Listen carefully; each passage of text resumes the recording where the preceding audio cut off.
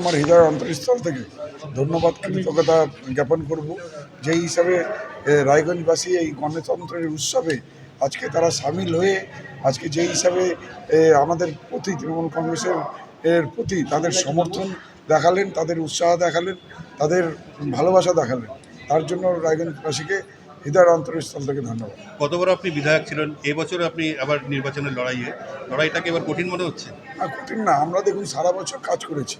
আজকে আমরা সারা বছর আমার বিধানসভায় যে কাজ করেছি তার রিপোর্ট কার্ড সাধারণ জনগণকে দিয়েছি। 4.5 বছরের কার্যকালের আমি রিপোর্ট কার্ড দিয়েছি।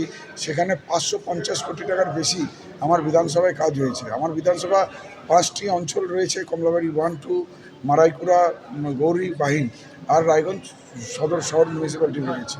অভূতপূর্ব কাজ হয়েছে। আমাদের সমাধান অফিস নির্মাণ করেছি, সেখান থেকে মানুষকে 3.5 লক্ষ বেশি পরিষেবা দিয়েছি। মানুষের আপদে বিপদে পাশে দাঁড়িয়েছি। আজকে তার ফলস্বরূপ হিসাবে মানুষ আমাকে সমর্থন করছে, আমাকে নিজের ভালোবাসায় উজাড় করে দিয়েছে। প্রতিদ্বন্দ্বী কে হতে পারে বলে মনে করছেন?